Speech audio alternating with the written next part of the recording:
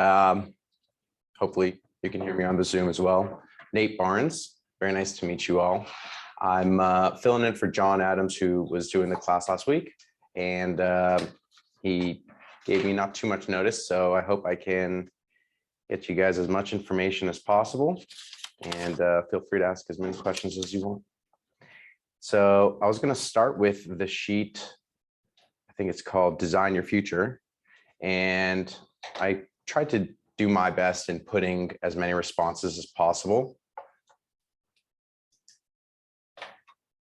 Sorry, I'm just gonna get to mute. Hello. Yeah, I'm filling in for John, but we're going through the same material. Oh, okay. Yeah. Yeah, no problem. Okay, cool. So part of starting, I guess, your business in commercial, in real estate, residential, commercial, takes, I mean, a big chunk of accomplishing your goals require you to basically put a lot of the effort on the front end on setting it very clearly, building a business plan to get there, and trying to poke as many holes as possible in what your actions will be, and how you need to adjust them and modify them to really get to the goal. And this is actually a really great sheet. I don't have it. I have it on my cell phone, but I can't really share it. But I'll go through the first one, which is big why. Having a why is probably one of the most important components of achieving your goal.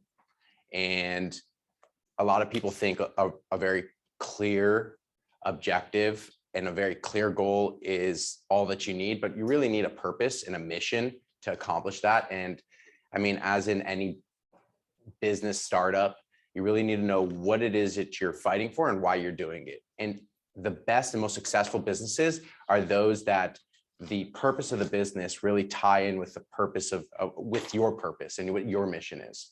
And for me, you know, I come from two immigrant parents, different parts of the world, and coming to the US, I'm a first generation American, as many people are here in Los Angeles and throughout, you know, some of the larger states. But, you know, they came to the United States and they wanted to really lay a foundation for their children and their children's children. And for me, my why is really reinforcing that foundation, making sure that all the efforts that my parents put into establishing a foundation for the family are reinforced and supported, and able to scale and grow as much as possible.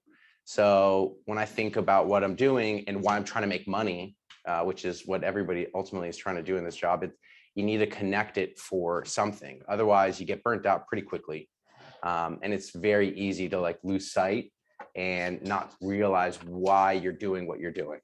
And so for me, I want to give my future generations the ability to feel like the US, you know, they've got a really strong foundation and that they've got the resources and the means to support themselves and their future generations. So that's my personal why. So I don't know if you had an opportunity to fill that in, but I'd highly suggest, you know, taking some time to look at that and seeing what is your why. Does anybody have any questions on that? No? Why? Why? Feel Good time to join. all right. The value proposition. That is, what do you bring to the table? For a lot of real estate agents, sometimes you feel like you're just one in a million, you know, and you really don't do anything differently than the next person over. And so I think it's really important for agents to understand two sets of values, their values and the firm's value, right? The company that they're a part of. This more particularly speaks about your value as an agent, but I think it's important for us to consider what can KW bring to a client and to prospective buyers, sellers, whatever it may be. So if you start with yourself, right? What do you value and what can you bring to a client? For me, I'm detailed, you know, whether it's detailed analysis, detailed review, I like to spend a good amount of time really understanding what the issue or problem or opportunity is in front of me, and kind of cross out anything that might be outlier, and making sure that I understand what I can bring, how I can make the opportunity or the problem a little simpler. And so for this, I put reducing overall risk and management responsibility by providing advisory to building a passive and reliable portfolio. What that is, and I'll explain it, is, you know, throughout my career, I've spent a lot of time with apartment owners and actually moving them over to triple net properties. Triple net properties are very passive investments in the commercial real estate space. And there's a large amount of multifamily owners who have held these properties for 20, 30, 40 years. And there's a lot of maintenance and responsibilities that come along with owning an apartment. And so my objective was, how can I take these clients who are maybe getting older in years or looking to retire and not looking to really manage and have to be so hands-on beyond the management company that they might have in place, and put them into a property that's passive, relatively, and that what I used to call is mailbox money. And that's really the triple net type of investment on the commercial space. So I'd sit with multifamily owners and I'd explain to them, you know, these are utilities that you have to manage, and these are the maintenance and repairs, and, you know, if there's a plumbing issue, you know, it almost always comes back to you, no matter how great of a management company you have. So I can show you investments that have a very secure, stable credit tenant that has a lease for X amount of years, maybe 10, 15 years. And so you're buying the property, assuming it's in a good, strong real estate location, and they take care of everything. You don't have to raise a finger. They take care of the roof and the structure. They take care of the parking lot and the insurance and the taxes and whatever else comes with the property. And so that was my more or less specialization, but I found a niche in that so that I can really help these owners who are looking to retire and to, you know, reap the benefits of all of their efforts and their investments, and really take the capital, like 1031 exchange it into these triple net properties. And so that was my value proposition as an advisor. I understood both Something's wrong investments. with the I understood what could be troublesome or tiresome, and I'd help them get there. With that, sometimes there are properties that have a lot of deferred maintenance on the multifamily side. I'd want to de-risk them if I could, right? If I found that they're in a market that's probably not really appreciating at the highest rate, could I get them into an investment that's passive with also a lot more upside? So that was my value proposition. Speaking about the company, I think it's important to recognize that we're the KW office in Beverly Hills, and the level of the high net worth individuals that surround this type of office and that come through these doors, whether it's through other agents or whether it's clients that are just looking to meet agents.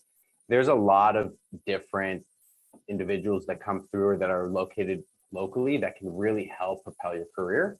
And I think when you're talking to clients and you want them to feel secure about working with you, you have to bring that up and let them know, look, we're the #1 Keller Williams office. And at the same time, you know, if there's a place to be located where there's people who are buying, who have money or dry powder or whatever you might call it, to place into investments, this is the type of location, right? This is the area you want to be in. So if you're gonna want to list the property, or if you're gonna want me to represent you on the buy side, you know, we've got, I don't know, I think it's about 600 agents, 125 commercial, the rest residential. There's crossover. There's a lot of synergy throughout all of this, right? And you have to take advantage of that and say, look, we've got 450 residential agents and 125 or 150 commercial agents. Like, those are stats that the clients want to know, and that's a value proposition to them. They don't want, you know, somebody by themselves in a loan shop or in a shop that's not doing much business. I don't know the exact gross sales, but those are key statistics that could really help, you know, propel the conversation and act as a value proposition, I'd argue. So that's that on the value proposition. Moving on to the profit goal. I think this is this is a tough one for people to, because everybody I think has an arbitrary number that they want to achieve. The way I arrived at my profit goal as a real estate broker really came from how much capital do I want invested into properties? Because my goal is to have investments, as I'm sure many people do, right? So I did my best to back end into how much equity, which is like how much money, dollars of mine, do I want in investments, right? The other portion can be a loan, can be mortgage, whatever it may be. But that means, okay, I want $10 million in equity in investments. That's my long-term goal, right? And the reason why is because I did calculation, you know, an average of 5% return on $10 million of equity, $500,000 per year in passive income as an investor. That's my goal. You know, I somewhat around $50,000 in expenses per month, you know, growing family, you know, growing expenses, living in California, you know, school, private school, whatever it may be. You have to really back into that and say, how much is it going to cost on a monthly basis for you to live the life that you want to live? And you say, okay, $50,000 a month in expenses with multiple kids and, you know, living in a nice area, going to private schools, you know, food, whatever it may be. Okay, $50,000 a month. So that's $500,000 roughly, you know, plus or minus 560 or whatever, 600 per month, 600 per year. Okay, so that means that I want passive investments to pay for my operating expenses of living my life. That's how I kind of back-ended into, okay, if I want $500,000, what's the average rate of return on real estate investments? Okay, 5%. So I did the math, $10 million in equity, 5% return, $500,000 per year. That's, I mean, you don't need to get too detailed into it, but you do need to understand why you're trying to get a certain number of dollars. You know, there's a lot of people who, again, you don't want to burn out. You really want to have a sustainable business. And that's when you have reasonable and objective goals that you can actually achieve. And I think that's the way I look at it, is just throwing out a number and saying, I want to make, you know, $50 million. It's like, I mean, obviously it'd be nice. You want a boat, you want to, you know, you want to fly private, whatever. But I think really looking at it and saying, okay, what do I want for myself and my family, and backing into it. And that's how I arrived at that number. Might be different for different people, but thought I'd share. Number of deals. So this is an interesting one. I think it's important for people to understand the product that they're selling and the average commissions that they reap. So for example, if you're working, you know, in certain residential markets and you expect to really sell 3-bedroom, 2-bath houses. I don't know too much about the residential space, but I understand the commission breakdown. You know, let's say it's, you know, $1.5 million or $2 million is the average price point in the market that you're targeting, right? You really want to know, what is your average take home net going to be on deals, right? So if it's a $2 million property, right, what's the average commission? I think in the residential space, it's probably better to say, for double ending, to be safe, let's say 4.5%, 5%, right? So it's 100,000 gross commission that you're going to make on an average deal. Okay, that's if you represent both sides. Okay, but you're not going to always represent both sides. Let's look at it realistically. Let's say you're going to most of the time represent one side. So $50,000 in gross commission on a per deal basis. That's something that, like, okay, so if I'm going to make $50,000, who else is going to take a piece of that, right? I think there's a few things to consider. There's referral fees. Did you get this from somebody who gave you the lead and provided you and you need to pay them a referral? Consider that. I think that's something that a lot of agents don't, and they do their numbers and they're like, why did I come short? Because there's people who refer you business and you got to pay them to continue getting referrals, right? So let's say it's 25%, 20%, right? 20% of 50,000, that's $10,000. That's $10,000. Now you're at 40,000, right? Then you've got your split with your firm or with the office. Everybody's got different arrangements. You know, let's just say, for all intents and purposes, let's say 80-20, right? So that means 80% of the 40,000 goes in your pocket. So where are we at? 32, 34, 34,000, right? So now you're talking about for every $2 million deal, in general, you're putting in your pocket 34,000, right? But you're not. You got your taxes, your income tax, right? How much of the 34,000 are you going to have to pay to Uncle Sam? You're probably looking at, let's say, just to be safe, if you're successful or not, say 40%, right? So 40% of 34,000, I couldn't tell you off the top of my head, but somewhere around the 13. Yeah, okay, there you go. So you're left with 20,400. Let's round it to 20,000. Okay, so after all said and done, for every $2 million deal, you put in your pocket $20,000, right? I think that's the way to look at it. And you're saying, okay, if I want to do, let's say $200,000 in commissions this year, it's got to be or if I want to put $200,000, excuse me, in my pocket after taxes this year, I got to do 10 deals.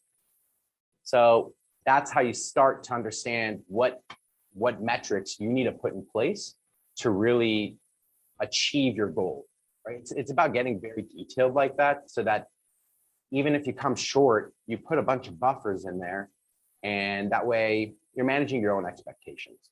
A lot of people, they like to look at top numbers. Yeah, I'm closing all these deals. And then after they split it and they have partners and all this stuff, next thing you know, you look in your pocket and it's really not much. So that's something that I've done for a very long time. And just to kind of give you a little background, I'm actually coming back into brokerage. I was in brokerage for many years. I was in management in a brokerage, started a brokerage, but then I went into investments, to buying properties, and now I'm going back into being a broker. So I'm kind of at the same point. This has been a healthy exercise for me to like get down to the details again. Does anybody have any questions on trying to find the numbers to really back end into your goal? Okay. The number of deals, I think it's pretty self-explanatory, basing it off of that, right? If you want to achieve a certain net income, you want to put a certain amount of money in your pocket, or you have a certain expenses. Let's say your expenses for the year are $100,000, whatever it may be, right? You need to figure out, so that's 5 deals to break even, right? It's just you by yourself. You've got $100,000 of expenses. I've got to do 5 deals. Okay, now I know where I need to do. The next thing is smart database. It really kind of banks off of it, in the sense that, all right, if I know I need to do 5 deals, how do I get there? And that's like the most important thing. Real estate is, I think it's a lot more stats than people realize. It's very much, there's a reason, and I'll be very straightforward, there's a reason why a lot of previous athletes are very successful in real estate. And my background's in commercial, so I've seen a lot more in commercial, but it's a very consistent trend, because it's hard work, it's discipline, and it's meeting the same amount of metrics week after week and staying consistent to get to your goal. But first, it's understanding what are your metrics that you need to hit. And for commercial real estate, and it could also be applied to residential, but people don't like to discuss it. It's cold calling. It's picking up the phone and dialing, and understanding that for every person that you talk to, there's a reaction. How many people do I need to talk to get the results that I want, right? So if you go backwards and you say, okay, if I need to do 10 deals, all right, what's my percentage for every property that I put into escrow? This is something that as the career kind of expands, for every property I put into escrow, what are the percentage of them closing and falling out? You have to be realistic about that, especially in a market where interest rates are going up and people's loans aren't really closing.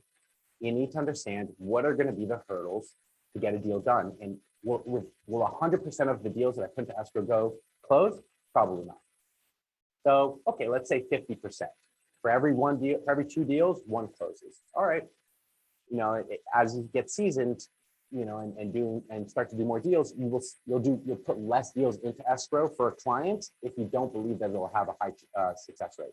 And that's what happens over time. Is you look at it and you're like, this buyer's not serious, the seller's not serious. They think they're going to achieve certain terms that are just not going to happen. Okay, so for every 2 deals, 1 deal closes. How many deals do you have to list, for example, as a listing agent, or whether it's on the buy side, to successfully put into escrow, right? Is it for every 3 deals, 1 goes into escrow, right? So it's backing up into that. It's like, how many listings do I need to get so that I can put into escrow so that I can close? And it's about knowing those numbers. So just for intents and purposes, let's see if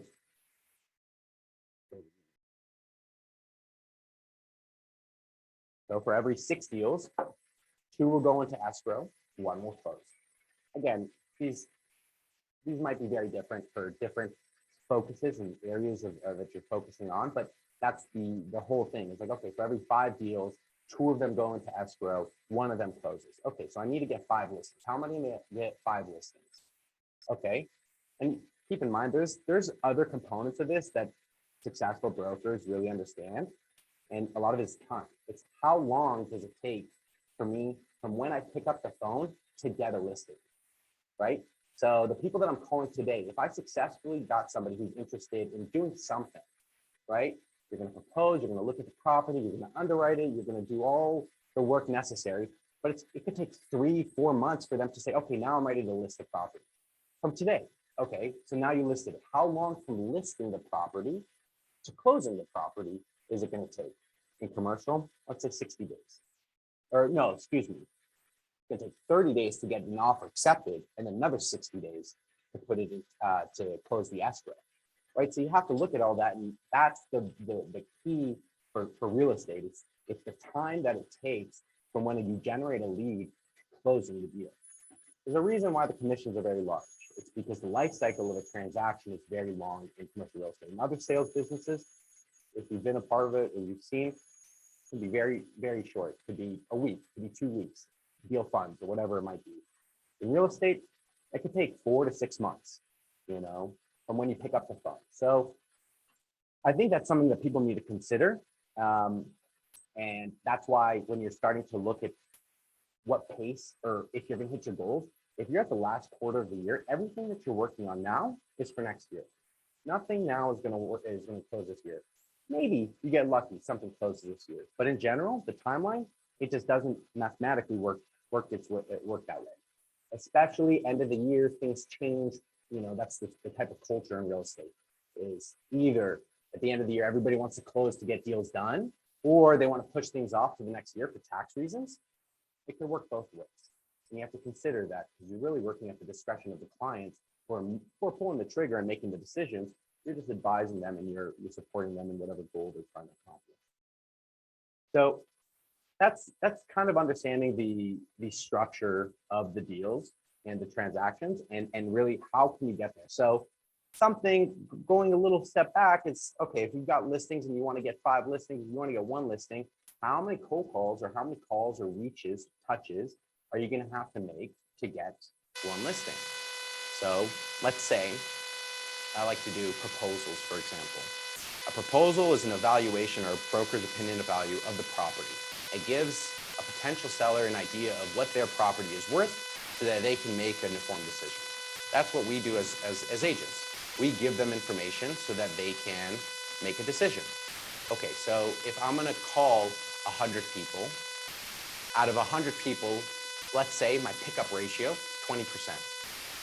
If you had a really clean database, meaning you have the phone numbers that you've contacted them before, you know that they're correct, you know that they're going to respond, okay, 20%. And now you've got 20 people that you spoke to. Of the 20 people, how many are you going to get a proposal from? An opinion of value. You're going to price the property, the house, the apartment, the shopping center, whatever it might be, give them an idea that are interested in potentially selling. Okay, maybe 5%. Okay, so now you've got 1 person for every 100 people that you called, that you put a proposal together. Same statistics. Out of how many proposals do you need to get a listing? It's the same type of backing into the numbers. And I apologize, because I usually have like an Excel or something to show all the figures, but that's really how you kind of look at it. You say calls, I'm talking to people. Now I got contacts. Out of all the contacts, who wants proposals? Out of all the proposals, who wants to list? Out of all the listings, how many go to escrow, and then how many close? Now you got your metrics, and you're saying, okay, well, I need to be prospecting, whatever that might be, door knocking, networking events, talking to family and friends, how many people do on a consistent basis. You got to figure out what works for you and your specialization, and that's really that's the goal. Does anybody have any questions on that? Does that make sense? Okay. So I think going back to the database, I think everybody should have a target, and this should be, you should want to have at least, I don't know, it depends on the. Can't hear you. Hello? Hello, you can't hear me? Cannot hear you. The whole time? No. We should have a conversation. I don't know what else to say. Hey, there's just some really bad static that's coming through. I think that's Oh, okay. Let me see the if I issue. can. Yeah, so the static, we're working on that after the fact. Oh, it's not the.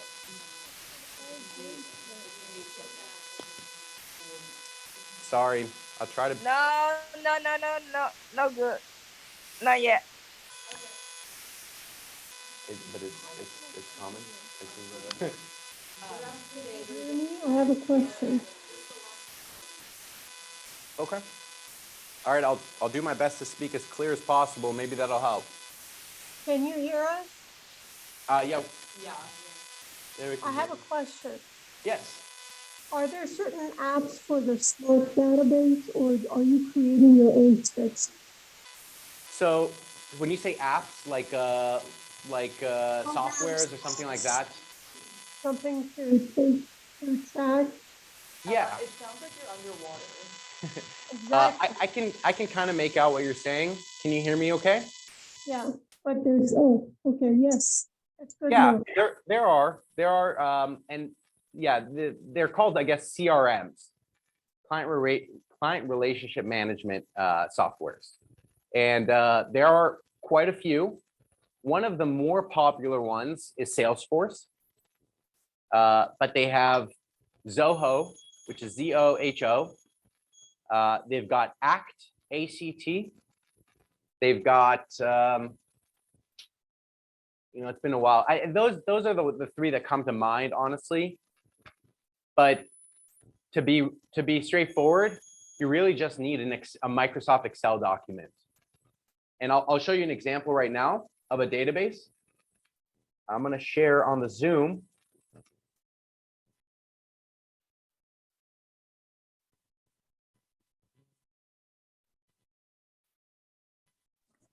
In the meantime, can I ask a follow-up question to that? Yeah, sure. For cold calling, what is the best way to source like numbers? I know that we can probably trace a neighborhood, but Yeah. I have a colleague who used Vulcan 7, but it comes at a bit of a price tag. So I just wanted to hear from the group or from yourself, what are some avenues that we can go to find those leads? Yeah, it depends, honestly, on the focus of yours within real estate, because I know that residential leads are a lot cheaper and a lot easier than commercial leads. So for me, for example, for many years, for example, the sheet that's displaying, I actually paid somebody, outsourced it through Upwork to just put together a list of, at this point, I just gave him a whole bunch of properties and I said, can you find the property owners? And, some of them charge 70 cents a lead. Some of them charge $1 a lead, but you can see this is the kind of information that I got from them. Some are better than others. So it's taken me, for example, a while to find one that I'm comfortable with and that, came at a price that I was happy with. But I've always outsourced it. They have applications like Reonomy, REONAMY, I think, Reonomy, and it's like a pay per click, more or less. So you pay, you click on the parcel, and it'll say who the owner is, and actually they include the phone number. I don't know if they include the email.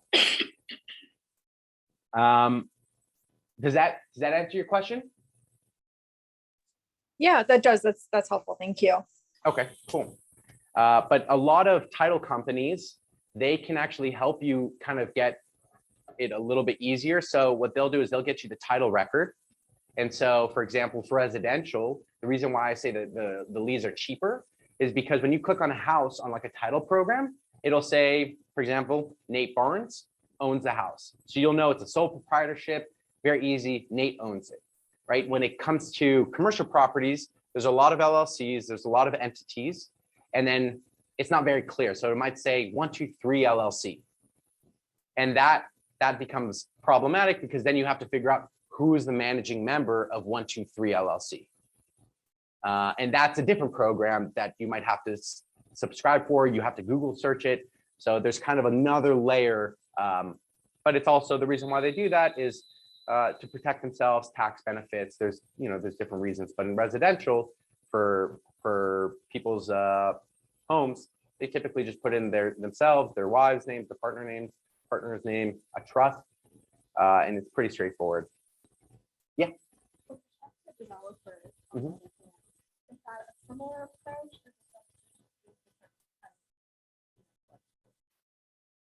So that's a good question. I've always built a database and advised people to build databases off of property records. And it doesn't mean that that's the correct and the best way, but I think what you're saying, correct me if I'm wrong, is you just start to notice different developers, their names. You can Google search who are developers. So you're really taking like a company first approach. For me, the reason why I've always started with properties is because it's my interest generator. It's what I can broach, I don't know, start the subject in the conversation with the client. I have a property that I can reference and say, for example, let's say I'm going property first, and if the developer is, hey, Mr. Developer, I've noticed that you're building this 123, on Courtside. Is that correct, right? So then you've already got them on the phone. You're giving them something that you're talking about. But yeah, I think it's the same thing. Developers might build under LLCs. So if you're going property first, you'll come up a lot of LLCs, and then you'll find out that 4 of these properties that you've been trying to research are owned by the same developer, and you've had to look into 4 different LLCs to realize that it's one developer just setting up new LLCs per property. Does that make sense? Yeah, no, that makes sense. Okay, cool. So that's what I recommend, and I think you want to have really. I've always wanted to get over 1,000 pieces of data of leads, because if you're calling consistently, you have to consider how long you want to wait to call them back, right? You don't want your list to be 100 people and you're calling them every week, right? You want to give a little bit of space. You want to leave voicemails, and you want to send an email, and then maybe you want to send something handwritten, or send them some post mail, whatever it may be. But you want to have enough so that when you're rotating through your database, you're not touching them too much, but also not too big, so that you only talk to them once a year, right? I think there's a statistic a long time ago, I remember.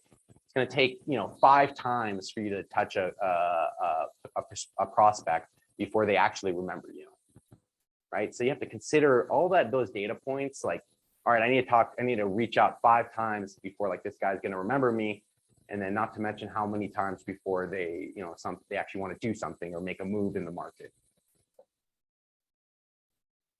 Yeah.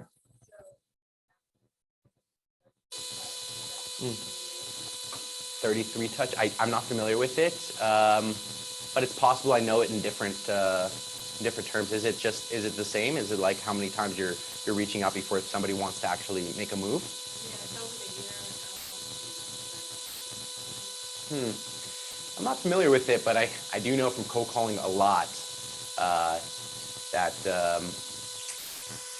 I've always really wanted my database to be like 1,500 to 1,000 to 1,500. There were like 3-month rotations, and then you have to like think about like if I made at one point I was making 100 calls a day. It was just a different type of environment.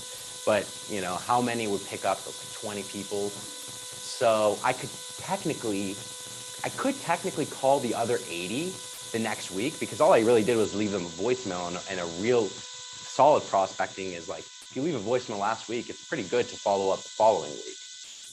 But you have to be like strategic about that. And that's why these CRMs and these databases are so important, because they help you stay organized. And when you have so many leads and you leave a voicemail for somebody, you want to remember, you can't remember, the 80 people I left voicemails with last week. How am I going to follow up with them properly this, So there's a level of organization. And sometimes, on the flip side, sometimes it's easier for agents and people who are not very excited about prospecting to spend an abundant amount of time cleaning their database and getting ready to call. And next week, I'm going to have the greatest call week ever, right? That doesn't end up happening. It's, what do they call it? It's paralysis by analysis. It comes in a lot of different forms, and database is one of them, but I think it's a good thing to start thinking about. And when you have an Excel document with their first name, their last name, maybe where they live, their phone number, their email, that's a huge step. If you can connect the property that they own, you've got a really complete set of data. Yeah, sure.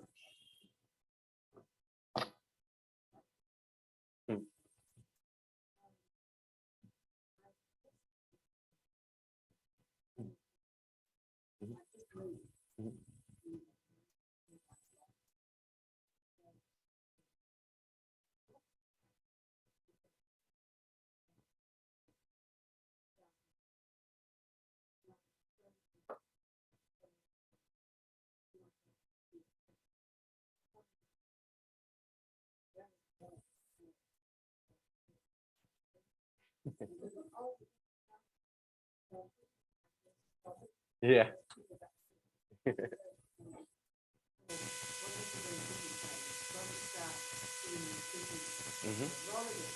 Sure.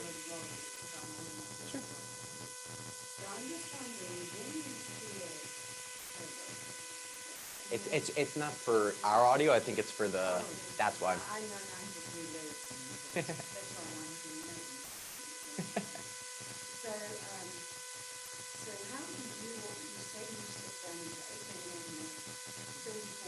Sure. Yeah. Well, and that's kind of to my point. That's a great question. You really need a tool to help you beyond that. What might help is to have like kind of a grid. Like, have you seen a Microsoft Excel sheet? So it's basically just a grid. It's got a whole bunch of columns, right? That allows you to basically take the contact information that you've acquired through all these business cards, and you start in a grid-like fashion where you're putting their first name, their last name, right? Then you're putting with or whatever information, and then right next to it you're putting their phone number, and then on that next column, let's say column 6, it's when did you call them, right? So you and you have to write, okay, it's on October 6th. I gave them a phone call, and you could put a little VM for voicemail, right? So then that's in the column, and then the next column. When's your next call? Yeah, you really do need some sort of organizational sheet because, yeah, that's going to be your best friend. Staying organized as best as you can, because this is really a prospecting business, and even if it's not calls, it's who did you run into, who did you talk to, and then maybe a column with what you spoke about. Because after you do it a handful of times, it's going to be very difficult to remember the topics discussed or the matters at hand. Yes, I do that on a minor base now. Yeah. So I'm used to all the notes. I write notes everywhere to myself. Yeah, that's good. Yeah. That's. I think a grid like the Microsoft. I showed a little sheet. I could share it again, but definitely.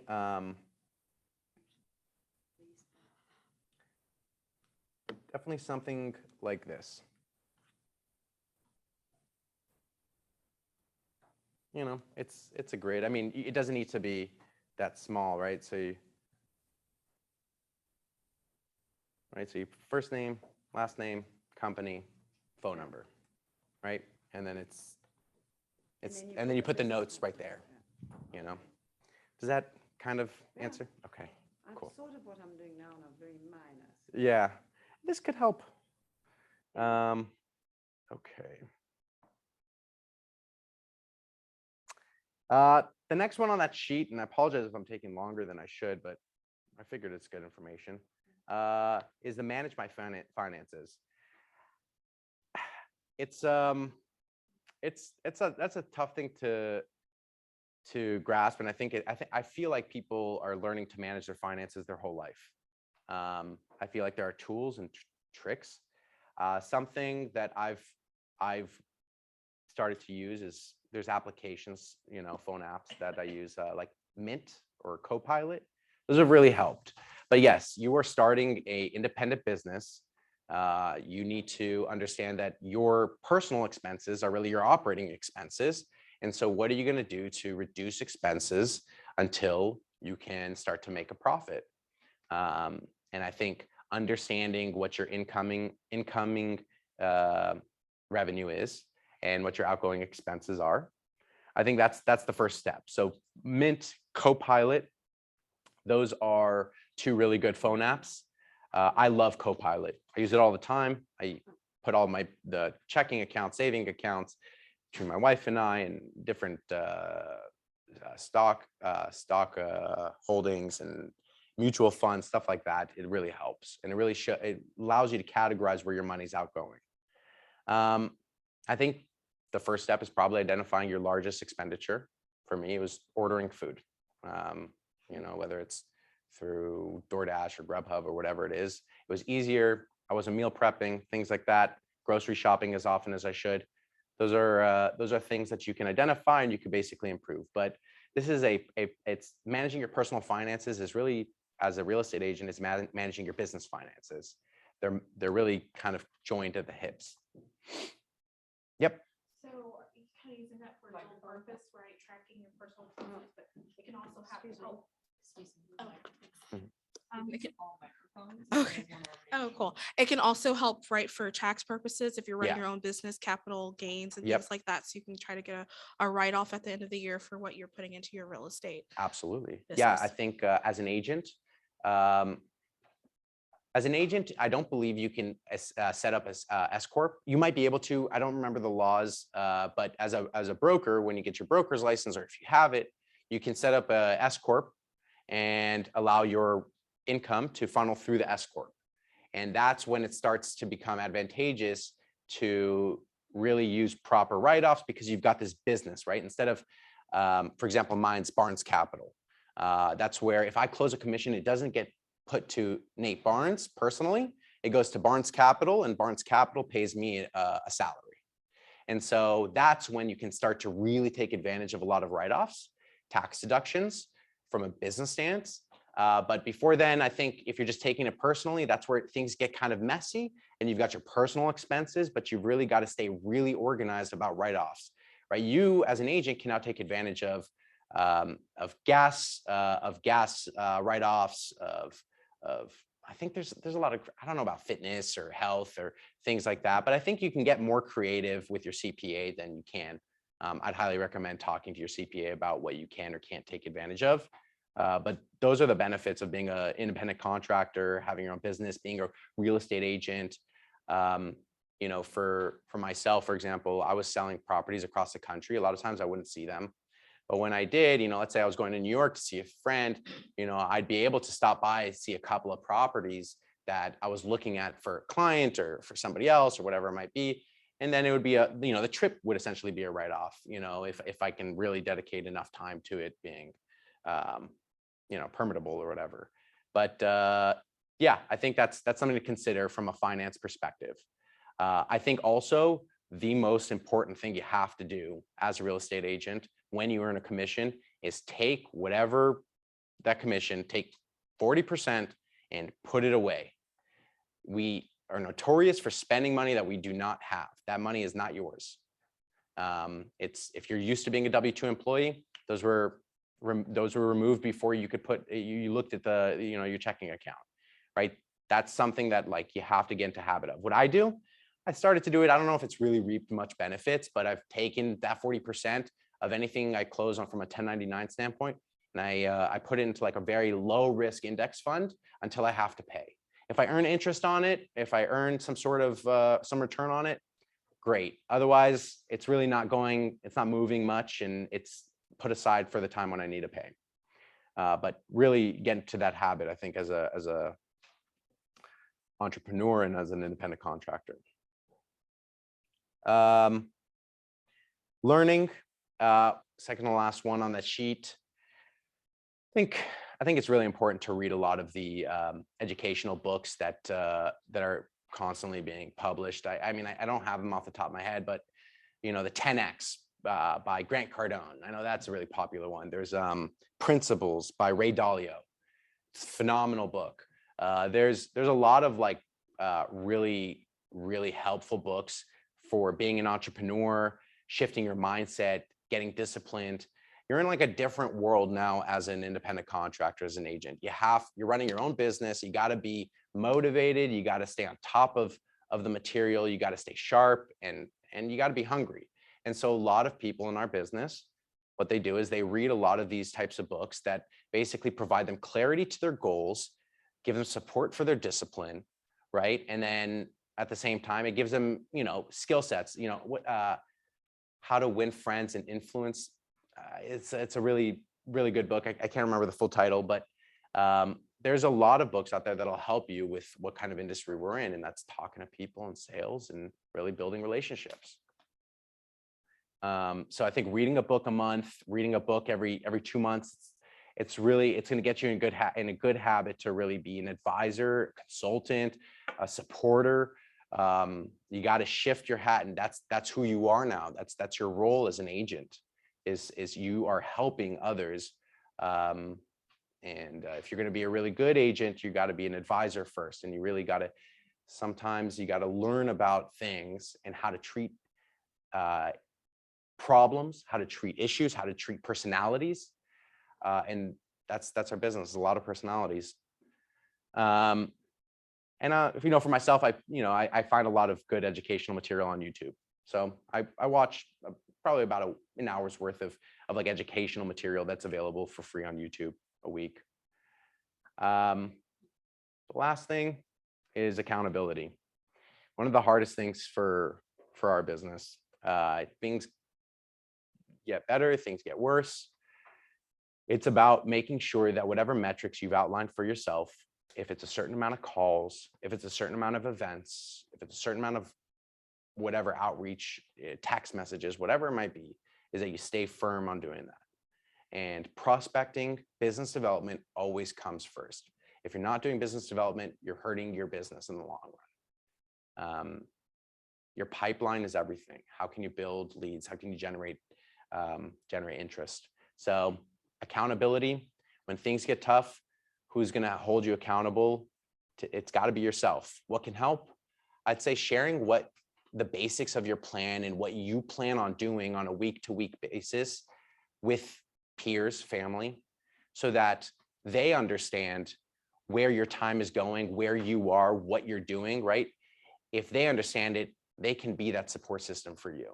If they know that you need to be prospecting or you need to be driving your market and looking around houses and really, at certain times of the day, they shouldn't be bothering you. In fact, they should be encouraging you. They should, when they do call you, they say, are you there? Are you doing that? Right? Those are small things that can help you feel like, okay, you're maintaining your plan and you've got people to support it. If you've got a mentor,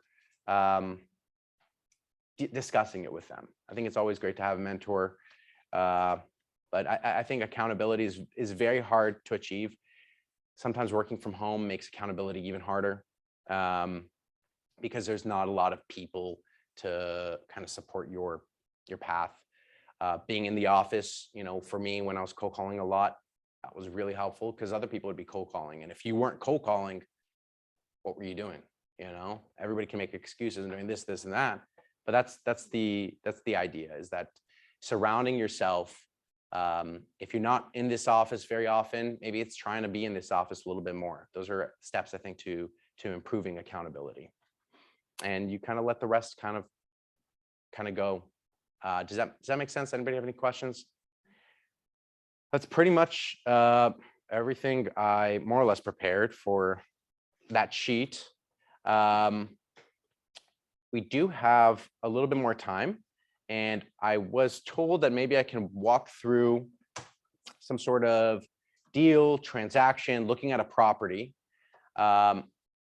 just by a quick show of hands, how many of you are doing like commercial real estate? Commercial? Okay. Both? Okay. That is more or less my background. So I hope by me kind of walking through maybe something in the commercial space that can help. I would not want to put you guys through me trying to walk you through anything residential. The only thing I know is my house, and that flooded very quickly. All right. Let's see. So here's a good platform that I'm a very big fan of. It's called Crexi, and I'm going to put it on the screen for the commercial space. It's a website that, all right.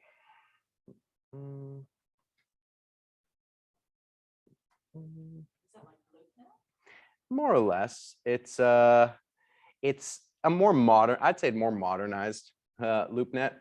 LoopNet over the years has gotten more and more difficult to use, but the amount of listings that they have is, I mean, they've got so much, so many listings, so many deals.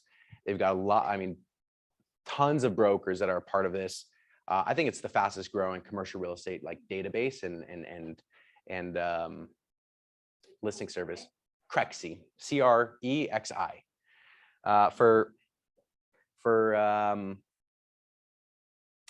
For real estate, this has been, for commercial, this has been really helpful. When I was on the investment side, up until 2 months ago, this is where I would look for all my deals. I'd look on LoopNet also, but this was a little bit more user-friendly. So I can just kind of, yeah. Does it cost anything to be on this? Free. This is free. I think when you need to start posting, let's say you got a listing for something, you can post it on here, but you have to pay. Okay, you would say Crexi.com. Yeah. Yep, Crexi.com. And I mean, you can see, and I'll just kind of show you the home page. You can see such a wide variety of properties. So here's some retail shopping center. Here's a single tenant property. This is kind of what I specialize, spend most of my time in, which is like a triple net property, Sonic Drive in Florida. You've got car wash, you've got gas stations, but you also have apartments. I don't know, this is, maybe it's more tailored to what I typically look for over here, but, and it's all across the country. So let's say we're looking at Beverly Hills. Cool. All right. So you go Beverly Hills. And now we can start to see what properties are available around here. You got a little map.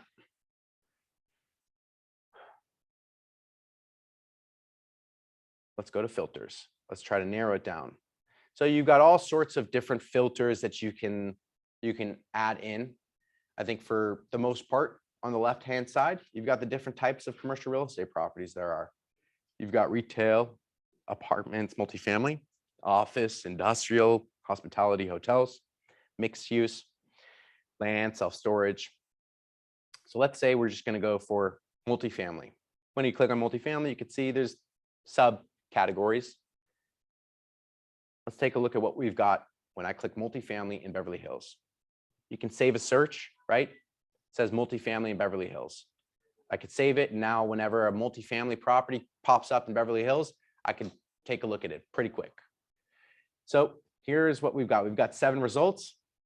We have an apartment at 4.9 million, right? On Palm. We've got Rexford, a 5 million apartment. Let's just click. I guess I accidentally clicked on it, so we're going there. All right. And it gives you a little bit of information, right? Address, days on the market, time since last updated, when it was put on the market. So it's very similar to a LoopNet if you've seen it. I really like the interface. It makes things pretty easy. And then you've got all the details on the right-hand side. So you've got what class it is, the square footage, right? You've got the number of units and the year built.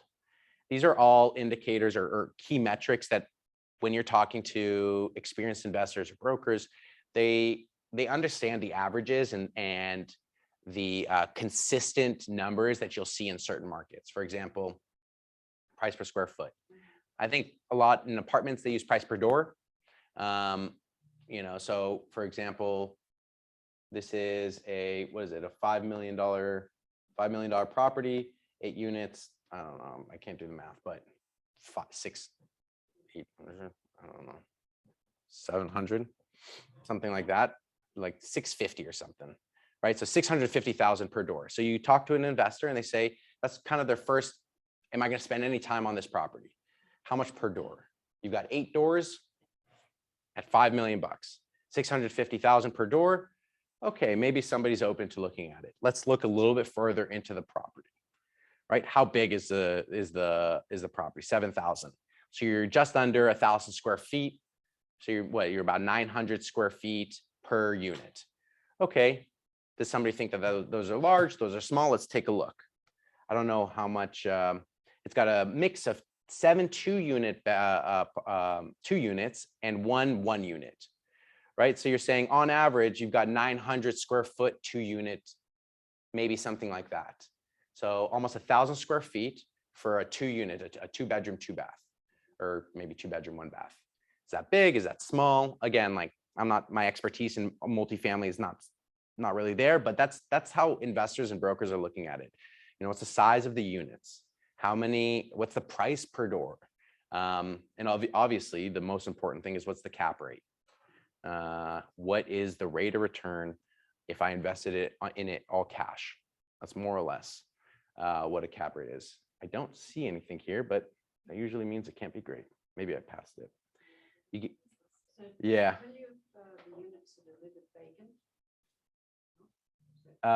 And they should be able to tell you which ones are vacant or occupied. So for example, here is a breakdown of the property. Let's see if we can find it in here. Something you can see is, I don't see, it's like, was it listed for 6.4 and now it's for 5 million? That's an indicator. Gross rent multiplier. It's how many times the total gross rent can you divide the price by the total gross rent, right? So I think it says 21.15. Let me just make sure my math is correct. That's another metric that people use a lot. Yeah, so if the gross rent on all 8 units is 241,000 before expenses, you know, 21 times 241,000 is $5 million or so, plus or minus. Yeah, as an investor, you want, because you have a higher chance of seeing income in a shorter period of time or paying it off or whatever it might be. But the reason why why you'll see numbers like this is in locations like Beverly Hills. People take advantage of the market.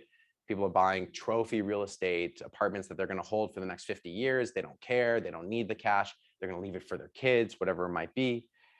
So they're looking at price per door. They're looking at gross rent multiplier. They're looking at cap rate. Yeah, and the NOI, exactly. And the NOI, the net operating income, is basically, for all intents and purposes, is the gross rent minus the expenses. You get the net income. There's some more components that go into it, but usually when you get the NOI, it'll display it there, but I don't know why it doesn't have it here. I might show another example. And you take that NOI and you divide it by the cap rate, and that's how you get the price. Or you divide it by the price, excuse me, and you get the cap rate. So the cap rate is the rate of return. Am I going to get a 3% on my investment? Am I going to get 5%, 7%? Can you repeat that formula again? Yeah, it's NOI divided by price equals cap rate.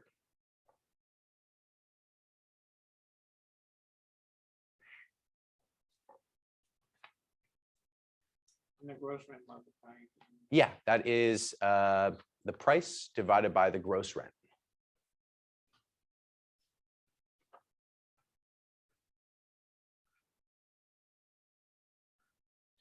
Something to consider as well, and I apologize, my structure is not really there, but taxes, the property taxes.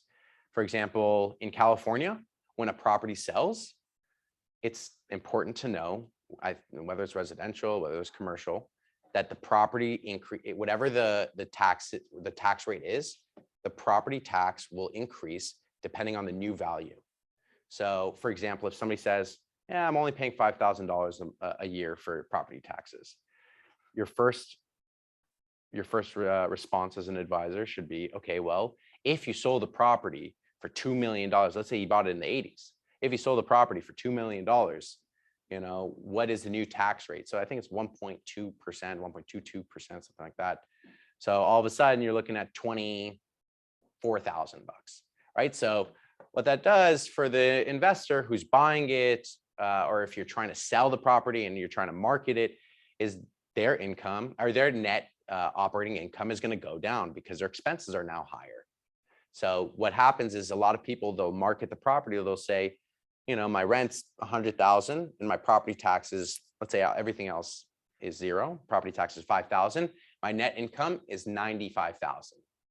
Okay, then you say, all right, but if I buy the property for $2 million, taxes are going to go up 1.2% or so on the new price. So now my net income is going to be $75,000. It's a big jump, right? And that's very important for as agents to understand when you're advising the seller, because you want to manage your expectations. That's the first thing, is you want to say, look, I know you want to market this property as a new owner getting 95,000, which looks great, but that's not the reality. The reality is that a new buyer who understands their position is going to put less in their pocket, so they're not going to want to pay as much. It all comes down to how much are they going to put in their pocket. And so if you can really articulate it well to the seller beforehand, you don't have to deal with the speed bumps when you're month 4 on the listing and they're telling you, why isn't this selling? You're like, well, it's because of this. You should have told that to the seller 4 months ago. Now you have to basically eat it. And then that's where your reputation and your brand, I mean, that's important. You really want to make sure to manage the expectations on the front end. That's a completely different separate class. I highly recommend reading up as much as you can on managing expectations. But when it comes to numbers, when it comes to underwriting a property, it's looking at it and saying, if I'm going to buy this property tomorrow, what will I put in my pocket, and what are my income streams going to look like? And then you start to break down all the numbers, the gross rent multiplier, the cap rate, you know, obviously the NOI and the price per door and so on. So price per square foot, also very common. Depends on what property or property type you're really looking at and when it matters more or less. But for example, here is the list price per square foot. Sorry if I said something else, but price per square foot, $718. So for the purchase price of $5 million or so at 7,000 square feet, something like that, you're looking at about 7,500 square feet, looking at about $718 per square foot. So that can be very expensive. Is that the price of square footage for the living area? Yeah, it's it's like gross leasable area. I'd say, like yeah, more or less what can be rented, not the common area. If there is, I don't believe so. But if it is stipulated, including the common area, let's say the common area is another 500 square feet, you might see like 2 separate numbers. You'll see the gross leasable area and maybe like the building square foot. There's a building square feet in our business is like gross leasable area, rentable square foot, building square feet. You know, there's a lot of like very similar terms. Lot size will be the entire parcel. But that's also something to consider, right? And especially for multifamily, it's what is my opportunity for value? How can I increase value? And that is basically like, how big is the lot that I'm purchasing, right? So if I'm spending $5 million and the lot is, I mean, I don't know if it says it there, it says it here. The lot is 0.139. So 0.139 is what, like 4,000 square feet or 5,000, 43,560 times 0.139, 6,000 square feet.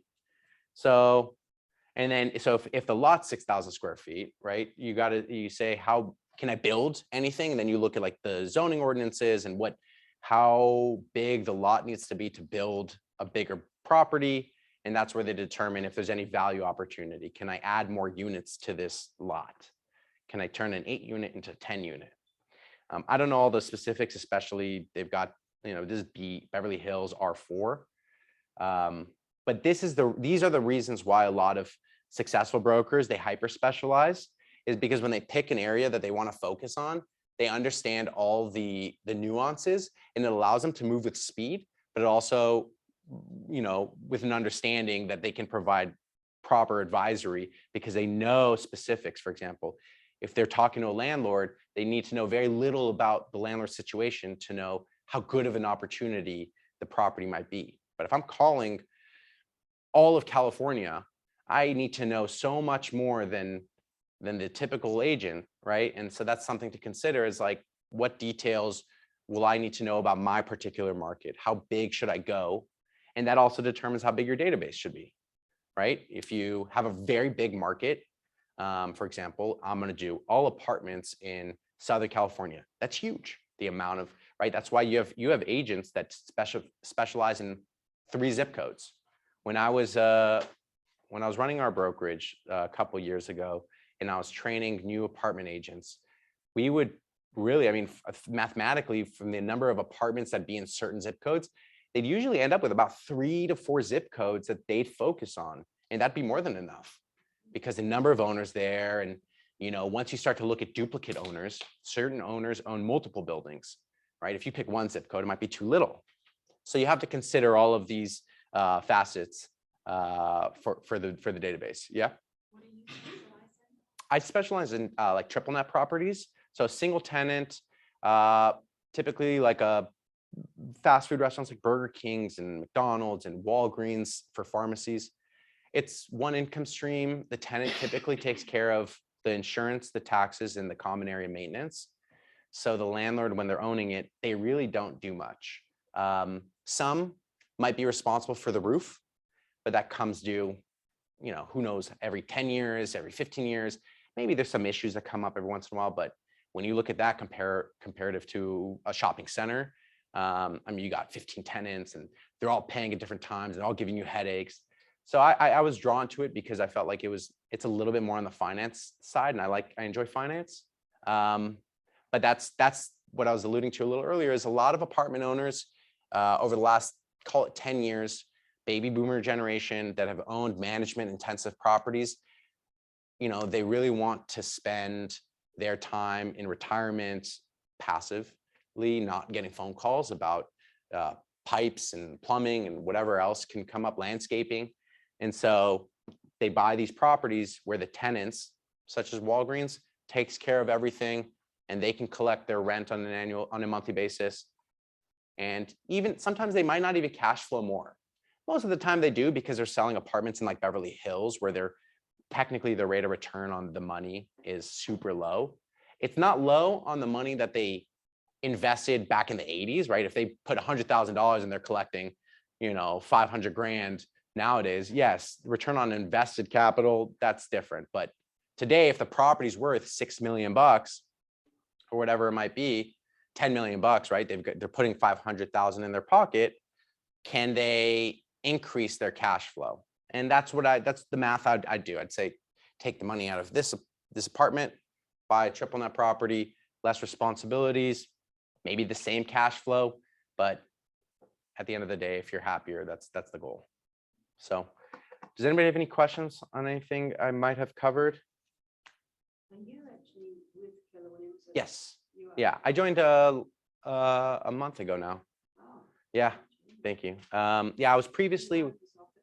yeah, I'm working, John Adams, who's teaching the Ignite class. So I've known him. He and I started the brokerage a handful of years ago. We were at Marcus & Millichap, and I think in 2018, we decided to, with our managing principal, Mike James, who's more of like a producer, a really successful broker, to start a brokerage. And so we left Marcus & Millichap, and we built the company to about 60 agents. And then I left to go and work in-house at like an investment company, very small boutique company.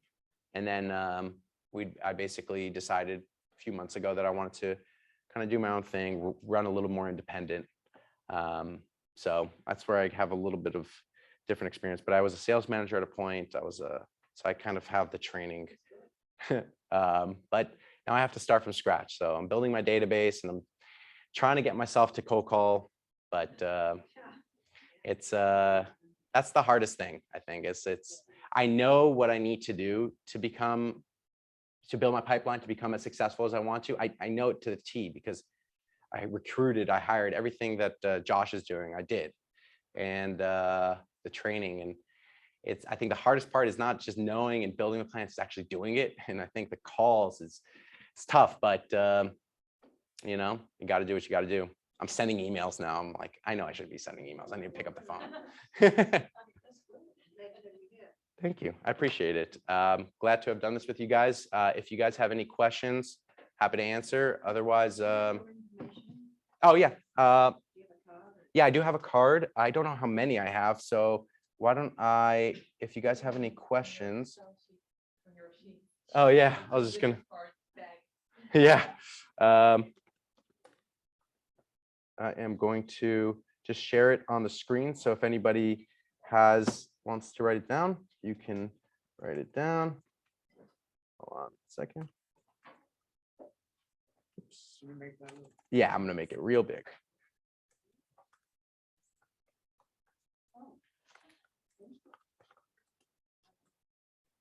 Okay.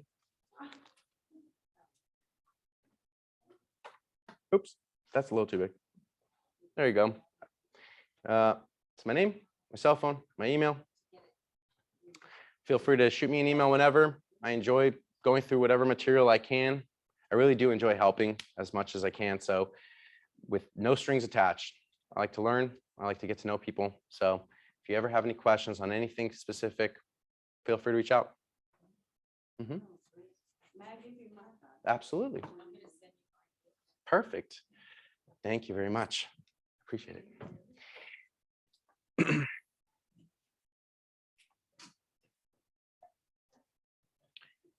I don't know how long the class was supposed to go, but did my best. Is it another 45 minutes? If it is until 4?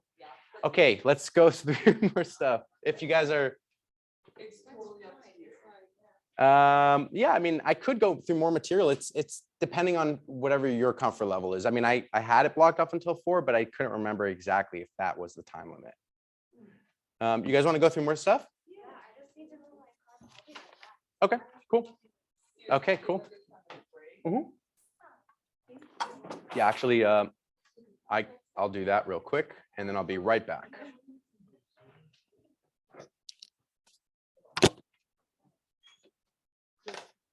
Thank you. I'm sharing one with John because I'm working out of my house in Sherman Oaks, but I know I need to be in the office more. It's kind of like I know when I'm trying to fool myself. It's very easy to just stay at home. Yeah, but yeah,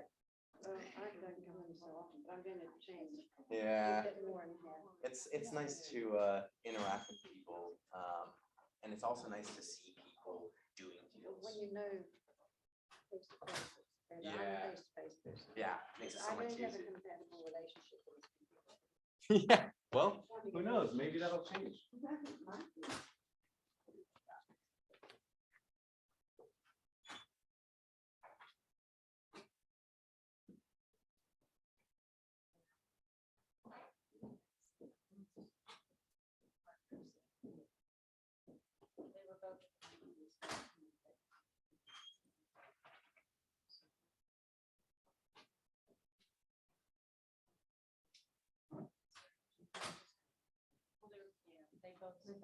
I just didn't recognize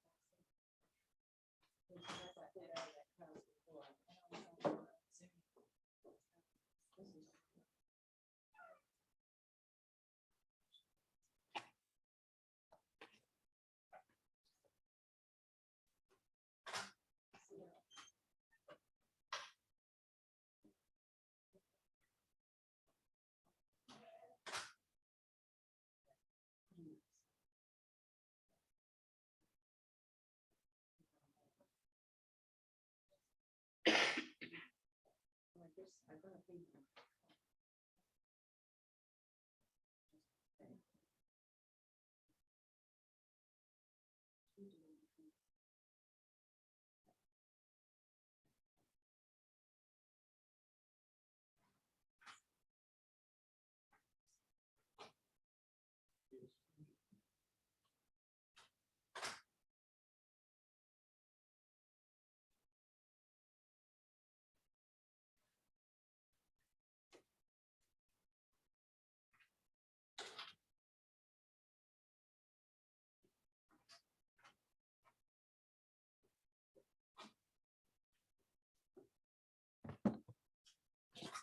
have a question about, I think it's called Upwork. Upwork, yeah. Yeah, so, how does that work exactly? You just said, can I have like this number, I have these particular zip codes. Yeah, so you basically, so Upwork is just it's a freelance website that you basically can find any sort of gigs that you're looking for. So I think it would be called skip tracing, databasing, real estate databasing. And once you type it in, or I think for Upwork, actually, excuse me, you actually have to post like a job. You're saying, I'm looking for a skip tracer, right? And then candidates submit their proposal. You could set certain filters like where you want the candidates to be located, US, international, budget. And so once you get some proposals, you can basically message them back and forth. And then you can say, you can basically speak about like, okay, I'm a real estate agent and I'm focusing on these zip codes. I want all of the property owners and the properties in these zip codes. Some of them might be able to just grab that information for you. And then they'll say, okay, for that, with the phone numbers and their emails, I'll charge $1 per contact. I don't think it's that much. I mean, for residential or something like that, it should probably be like 50 cents, but let's say $1 per contact and there's 1,000. So, okay, I'm gonna have to pay $1,000. I mean, you have to look at it as a business cost, an investment cost, whatever it might be. So you basically, you allow them to kind of just send you the information. They'll send it in an Excel file. Some of them might validate some phone numbers for you. Some of them might not. They have access to a wide variety of softwares, and that could be really helpful for them to get the numbers quicker. So it could be like a week. Does that make sense? Yeah, what was the turnaround time from when you posted to when you like had the spreadsheet? Oh, maybe. I have a guy that I've been working with for like 10 years. Couple weeks, a week, 2 weeks. I mean, you can do it quickly. You post it. A lot of people basically respond very quickly. And basically from when they respond, you ask them for the work and it's like a week. I need to leave. Thank you so No, of much. course. Thank you. See you next week. See you. Yeah. See you. Thank you so much. Of course. So that's kind of the turnaround, I'd say. You're like, so, and from this, you kind of were able to develop a relationship with the same person. to kind of Yeah, create yeah. more. And you, yeah, exactly. He does projects for my old company. And so it's kind of through that. Yeah. It's longstanding, but yeah, I think the database is just such an important component. You know, before that, like for example, when I was at Marcus and Millichap, they would give you the tools to do the skip tracing yourself. Tools like LexisNexis. Oh, yeah. Yeah, so that can be very daunting, but I'll tell you, an agent 3 months into trying to build their own database, their own farm with those tools, they can find information better than the FBI. I could tell, yeah, because a lot of these programs, they're very sophisticated. They've got quite a bit of data, and to access that, you just basically like fishing through LLCs and you're like making connections. You're like, that LLC, like some of these LLCs, you just can't find anything. But then there might be something similar with a similar mailing address, and you just have to make the connection. Like there's nothing concrete saying that they're correlated. But then when you call, you're kind of validating. You're like, are you the owner of this? So that's really what like those tools are meant for. But yeah, they would make you build your own database. And for commercial properties, especially retail nationally, I'd say 50% of the data is like convoluted with LLCs and shell corporations. So you'd have to get really good at it. but you'd build a farm of 1,500 pieces in 3 months, and then you'd start to dial. How many times did you end up on the Secretary of State website? looking for it? Secretary of State, you know what? The LexisNexis pulls all the information from there. So I never had to go directly, but after, when I didn't have access, a lot. Yeah. When I didn't have access to LexisNexis, because it's a good, it's a very expensive and good tool. Very expensive to pay. I think it's primarily used for lawyers and for law enforcement. And real estate agents just use it to mine data for cold calling. So, but Yeah, in Westlaw. Westlaw, yeah, Yeah. exactly. Okay, cool. Yeah, I guess so. All right. So did I miss anything? No, I was just talking about some sort of methods to getting data or leads. At the end of the day, for real estate, it's very hard to get like your leads are just property owners, really, and it's just homeowners that are surrounding your zip code. So it's very cold, it's very raw. It's like there's not much interest, right? And so there's a lot of getting shut down. And I think that's something to consider. It's like that's the biggest fear for people in cold calling. It's getting shut down. But it's kind of like a learned behavior. You got to keep doing it. Eventually you get numb to it. And sometimes you look forward to getting it out of the way. You're like, if I can get a couple of these shutdowns out of the way, the rest of my day will be great. So there's a way to kind of go through it. But yeah, cold calling, it's a different beast. On that, warm calling, yes. And on that, actually, let's talk about that. You're going to have to pick up the phone and you're going to have to talk to people that either have no interest in talking to you or have no idea who you are or whatever it might be. How are you going to get them to be receptive to your call? Most important thing that you want to keep in mind is interest generator. An interest generator is a piece of information that the prospect on the other end of the phone will find valuable enough to continue the conversation, right? And it's kind of like a science. It's what can you bring to the table on that phone call, right? If I just called you and said, hey, Mr. Seller, I'm calling because I wanted to see if you wanted to sell, right? Okay. But, well, oh yeah, well, I mean, I do make a lot of calls like that, but I wouldn't recommend it. It's just when I want to get done with it. I'm like, all right, I want to separate the people who want to sell or don't. But it's not great and it doesn't end up awesome. So let's say you're calling them. What kind of interest generator can you provide to the seller to make them feel like the call is worth their time? Typically, if you're working in a specific market, you have an advantage because all your time is spent on a geolocation that you are accumulating information on. There's a new bus stop coming across the street. There's a rehabilitation center that's a couple of doors down as in the residential side. I'm assuming those are things that people want to know. If I owned a home and somebody called me and said, hey, I'm calling because I want to let you know 5 doors from your house, there's a new rehab that's opening up, or what do they call it? Sober living. There's a new sober living, right? And they open up in a lot of residential communities. That's key interest generator that I'd be like, oh, really? That's like, I don't, my kids, I don't want, my wife walking around at night. Like, you don't know the type of profiles that are there. You want to be considerate of that. And so that's something that if I called with that piece of information, that's what I'd call an interest generator. And that'll keep the seller on the phone, landlord on the phone. Yep. So what do you normally, this might be different for commercial Mhm. versus residential, but what do you focus on more as far as cold calling prospects? Is it buyers or sellers? I call it raised. I was groomed in the brokerage space to solely focus on sellers. It's what they would call probability brokerage versus possibility brokerage.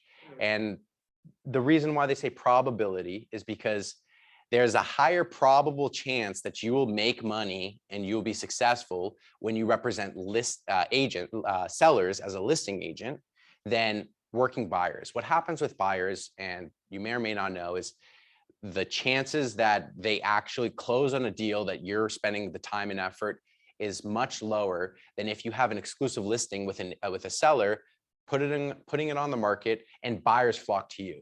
So do you want to be the person that's submitting one offer on a property, or do you want to be the person that is receiving 15 offers on your one listing? So that's the probability versus possibility. Now, the reason why a lot of people don't is because to become a listing agent, it takes a crazy amount of prospecting, a lot more. You really got to be building this farm of not only people who want to buy properties, but people who may want to sell. And selling has, and I don't remember it off the top of my head, but there's a number of reasons why people want to sell properties. And you just want to be a top of mind. And that's really what you want to spend, I would say, argue you want to spend most of your time on. So that's my background was always trying to get as many listings as possible. We got to a point where like, I just wouldn't talk to buyers. But it's different. Is it pretty often that they really just start a deal and then say, never mind? Oh yeah. Yeah, it's also, they don't know what they don't know. And the entire deal process can really shake them up in different ways and can shift course. And they can also decide to go with a different agent. They can decide to not purchase. So there's a lot of things that can get in the way. But if I was listing a property with you, I signed a contract saying, if you get me an offer for, let's say the list price is $5 million, I have to pay you a commission. I have no other choice. I've contractually agreed to that.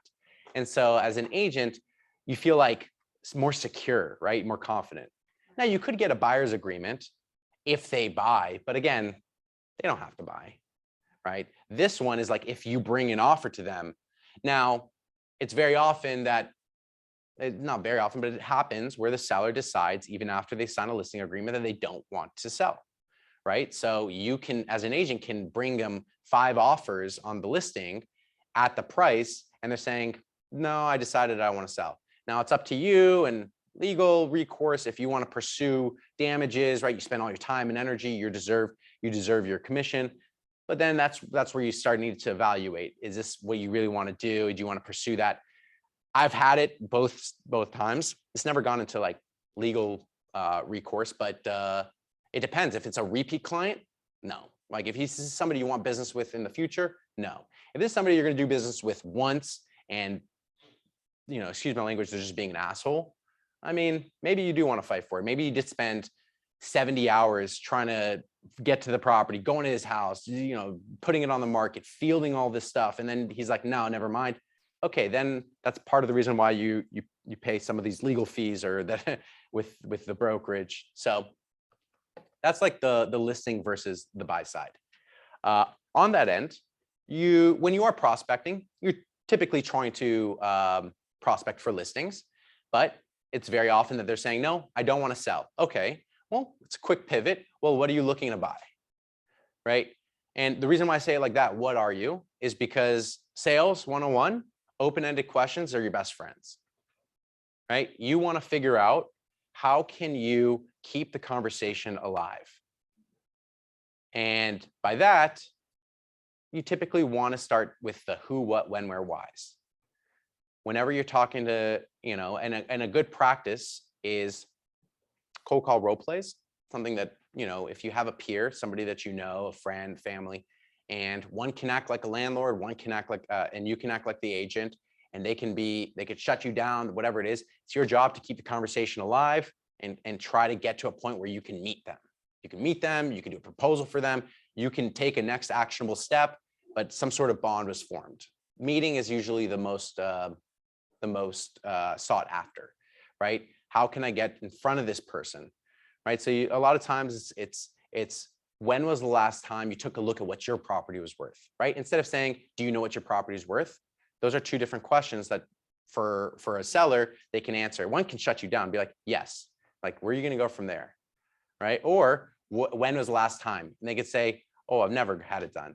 And then your next question is, oh, why not? Right? So you've got a lot of like open-ended questions that you can keep a conversation alive. And that's what's going to really help with any prospecting. So that being said, you want to start with an interest generator. You want to get them on the phone and you want to get them talking and you want them to not hang up. Okay, what can I give them? That's sufficient information. I was calling because, the Fed increased the interest rate, and, we're expecting residential rates to go up. When is the last time you took a look at what kind of refinance you can accomplish, right? Even though you're not a loan broker or a lender, those are things that you need to consider as an agent. What is the landlord's current debt position, right? So it's an interest generator. I'm talking about the interest rates. Maybe it's something that can hook them. They're like, oh, interest rates are going up. That is concerning because I have to refinance my loan, whatever it might be. Okay, so how are you going to, what's your next question? You're going to find out whatever their position is and how you can help them. So that's kind of how I look at it. Is I'm going to present them information, keep them on the phone, open-ended questions, keep them talking, right?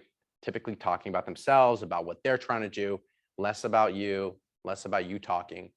And then you're going to look for a window, and that could be something like, oh, you know what? I'm not sure what my property is worth, right? That would be a window to me. Be like, oh, well, perfect. Why don't I do this? Why don't I put together an evaluation or opinion of value and let you know what your property is worth, right? So you identified a window. All right, go for the close, right? So now, and it's the same in person. It's the same. It's just a series of sales steps to get to closing. And they say, okay, why don't I, and it's perfect. What I'll do is I'll send you my email, send you an email with my contact information. You shoot me back whatever information I request, and we'll take it from there. Something like that. How does it sound for me to follow up 2 p.m. on Tuesday or 4 p.m. on Wednesday, right? So you're kind of, it's a whole sales steps, but those are the things that I think would really add value in your presentation of sales and presenting this information to these sellers. You really want to get in a habit of being a salesman, and it's got a bad connotation to it, but salesmen really keep the economy going. I have a very strong belief about that. It's not about pushing things that people don't need. Sometimes it's about presenting opportunities for people that they don't know they need. And so you have to understand that that's what our job is as an agent, is you're doing sales. So how can you really refine your sales expertise? Does anybody have any questions on that? Okay, cool. Oh yeah, sure. The question about buyers. Yeah. These days, and small residential, but they all say, oh, I see everything I've ever put on sale or whatever. Mm-hmm. You don't need to call me for following me back. On market stuff. Just let me know. Sure. Like what's your, I guess, rebuttal to that? That's a good question. It's I argue that in support is with the technology nowadays and Redfin and all these different platforms, on market deals, you'll see them from 5 different angles, 7 different brokers, right? So how can you refine that search for them, right? Say I understand, Mr. Buyer, that you see everything on Zillow, but there are times where you might see something and might not have looked at it closely enough, or may have, kind of flipped through it. My job as an exclusive buyer to you is to dig into the details. And, we may come to the same conclusion, but wouldn't you rather have a second pair of eyes on all the properties that are available to you? What if there's something that requires immediate response and you're unavailable? Sometimes it makes sense to have a support, a supportive figure in your background or whatever, in your corner, to really secure the purchase. I mean, I don't know. Everybody does see everything, but they don't look at it in detail. And as an agent, yeah, I mean, maybe the agent could do the best job, cannot do such a great job, but yeah, it's your job to really reinforce and just double checking all the work that the seller is doing, because they're not in this space, right? Sometimes they might pass up on something that you see value in. And sometimes it takes that sales skill to really explain to them why. That's how I'd argue it. I'd say you're a second pair of eyes. You're a support system for them to secure the purchase. I guess it's hard with the availability of information now, and you really do see everything online. Yep. Well, how about the point that Zillow is not an official appraisal? So, Mhm. you can't necessarily take something from Zillow to a potential buyer and say, pay this. Maybe they want, you can get a more professional opinion on what your home is worth. Oh yeah, well that's true, but that's more on, I guess that would be more on the list side, right? That would be more on like if I'm trying to represent them to sell the property. I think I can argue that way more. If they came and said, "Oh, I see on Zillow how much it's worth. I'm not interested." First rebuttal would be, "Okay, well, how much does it say your house is worth on Zillow?" Okay, what do you think about that, right? These are all open-ended questions. I don't agree with it. Okay, how much would you think the property is worth? Okay, this, when was the last time you had it more properly evaluated?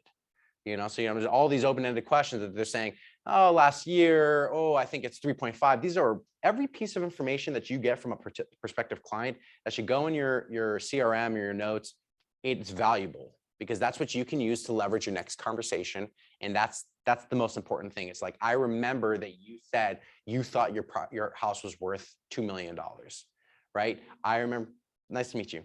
I remember that you mentioned that you mentioned that you want $3 million. Zillow says that it's $2.5 million. The next time I call you, you will feel a lot more close to our conversation and to our relationship because I remember all this information, notes in your CRM or your database, because I asked open-ended questions. See, like a call where you ask only close-ended questions, the problem is it doesn't really further you, right? You're not getting data or information from the client to help your future conversations. You want to know about their family. You want to know, where they went to college. You want to know all this information so you can form that bond. That's where like real advisory and relationship based selling comes from. It's not just transactional. It's not just you want to sell. Okay, I'll sell for you. You want to buy? Okay, I'll buy for you. After that deal's done, see you later. Probably we'll never speak to each other again, right? Listen, I'd say 90% of real estate agents take that approach because it's simpler, it's easier, and it's like the older you get, and I've started to realize this, is the harder it is to maintain, actually valuable relationships, and so you have to kind of switch that and say, I want to know about this person so that when I call them, they don't feel like I'm just trying to get something from them, but they actually feel like I know what they're trying to accomplish and I'm here to help. That's what I'd argue is advisory. It's proper guidance. And it seems like a shallow kind of idea, but it's so crucial because I've been in both spots and I've seen what a transactional based relationship does for me as a broker and the opportunities that are missed, whether it's through their networks of referral or their future business, because they don't think of you as their support system. They think of you as a guy who did a deal for them, right? And then you see on the flip side, somebody who really trusts your guidance and trusts your feedback and says, you know what, I don't think it makes sense to sell. Even though you want to sell, I know you want to sell, but right now I don't think it makes sense. Those are things that sometimes you play takeaway, sometimes you say no, sometimes you play the opposite, and that's what really secures that relationship for the long term.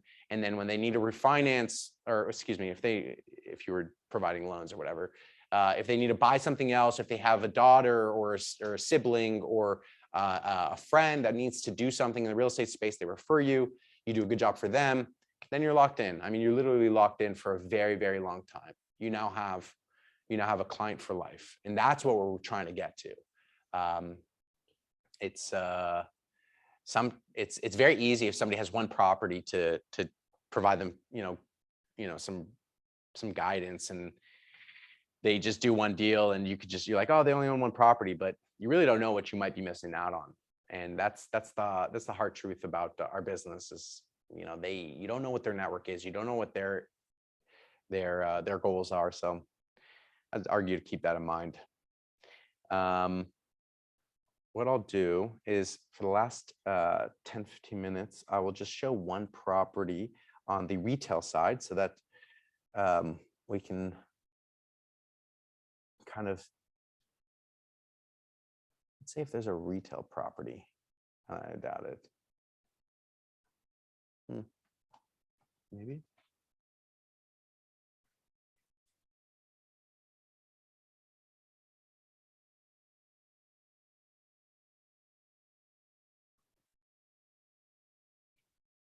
Yeah, so here's a storefront in West Hollywood.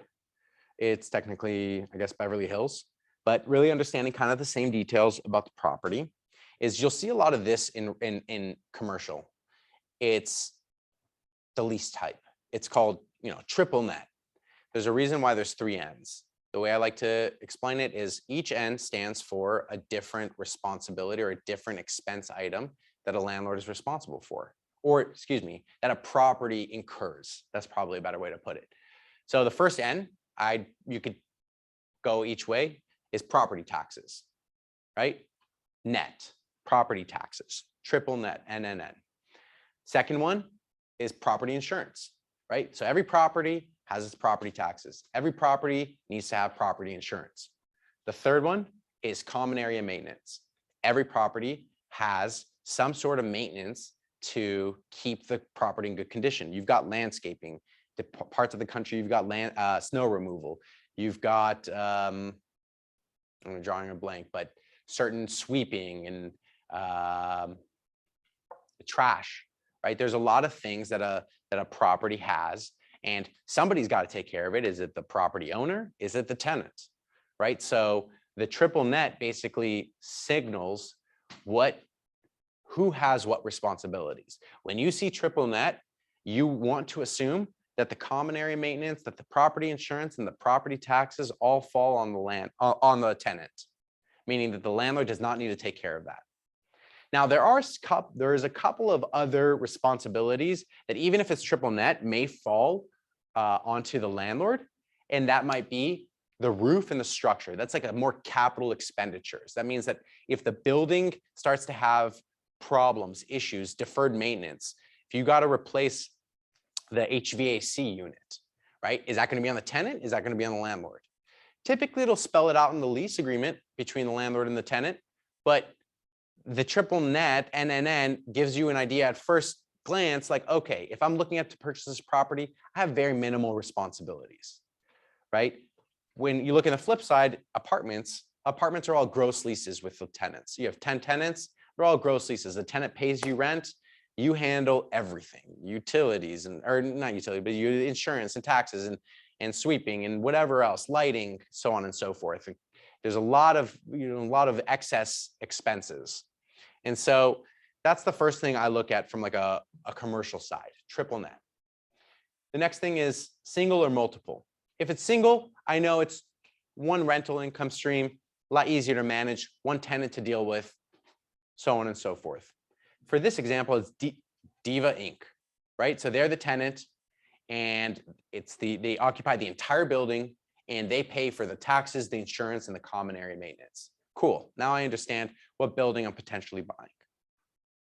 The next thing is how many years are on the lease. So does it have 10 years? Okay, that means the landlord can expect not to deal with any renewal, right? So if the tenant wants to renew the lease or needs to renew the lease, they don't have to deal with it for the next 10 years. That's something to consider, right? You want to have a very passive ownership. You don't have to deal with bringing in a new tenant, especially in a building that is solely built out for one tenant. So those are considerations from like a retail triple net. I mean, it's even in the industrial and office, it's the same. Is it single tenant? Is it multi-tenant? The next thing is the square footage. We talked a little bit about that, but that, I mean, more or less makes sense. This Diva Inc. occupies the entire building for 13,000 square feet. They pay, and you can see it here, this is Beverly Hills, this is crazy, $985,000 a year net to the landlord. So that would be 985, 13,000, $75 per square foot. That's crazy. But that's the net operating income. So in single tenant triple net properties, the reason why it doesn't go to gross rent and then deduct expenses, because all the expenses are taken care of. So they'll typically display the NOI, net operating income, and that's your take home, right? Obviously, if you have a mortgage, you'll have to subtract your mortgage from it, but more or less $985,000 is what the landlord puts in their pocket. Year built, 1951, year renovated, 2022. Does anybody have any like initial questions on this?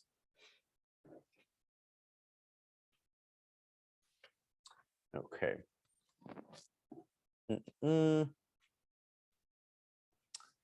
Last thing I show you very quickly is, all right, if this property is $985,000 in net operating income, you want to try to take a market cap rate. So for a triple net property in Southern California, you can assume that the cap rate in general for anything with 10 years of lease term, meaning that I buy this property, 10 years, I collect mailbox money, I don't need to raise a finger before the tenant can decide to renew for another 5 years, or they decide to vacate and have to find something else, find somebody else to occupy, is, let's say it's 4% cap rate. So if you're collecting 985, right now you could see that they left it unpriced. But if they're collecting $985,000 and I call them and they say the seller's not going to collect anything, sell for less than a 4 cap, what you do is you take 985 divided by 0.04 and you basically get to the price of $24,625,000. So just under 25 million. That's 0.04, right? Yeah, 4%. So 0.04. Yeah, exactly. Okay, I got it. So that's the basic calculation. You know, this is what the income is what you would put in your pocket. Okay, so if I gave you 25 million bucks or so, I expect the seller will agree. Okay, we close on the property. I put 985,000. I'm collecting 4% on my money, right? That's where you start to get, you know, when you're discussing with investors, is that an appropriate return? Is that the return they want to get? If you get a loan and they charge 6% interest, are you going to collect any income from that? Probably not. You're probably going to be out of pocket. That's why right now, with what's happening in the market, a lot of deals in the commercial space are not making any sense because the cost to borrow is so expensive, meaning the interest rates are high. And if you're going to have to pay that amount to the lender, right, you're not left with anything from the rent, from the net operating income. And so because you're not profiting on your investment, or the average investor is not profiting on their investment, what has to change? If the interest rates are not going to change, then the price needs to change. Then I need to spend less to make sense of this deal. Because instead of paying 25 million bucks, I can only pay 20 million bucks, right? So if it's 20 million bucks, then all of a sudden you start to profit a little bit, and maybe in another class we could do the math. But you can really see, okay, the prices need to change if I need to put money in my pocket, and I'm not going to negative cash flow. I'm not going to have to pull out of my pocket to pay for the mortgage every month, and not, you know, the purpose of an investment is to get a return. You do get a return when the property increases in value, but you need cash flow. And so that's what we're seeing right now in the marketplace, is that deals, apartments, industrial, retail, office, they're not making sense. And so people need to, the brokers, the sellers, they need to change their pricing expectation so that people can put less money for the same return. Therefore, their return, or for the same cash flow, therefore their return rate goes up. That's that, guys. Thank you very much. I appreciate all your time. Feel free to reach out if you have any questions. And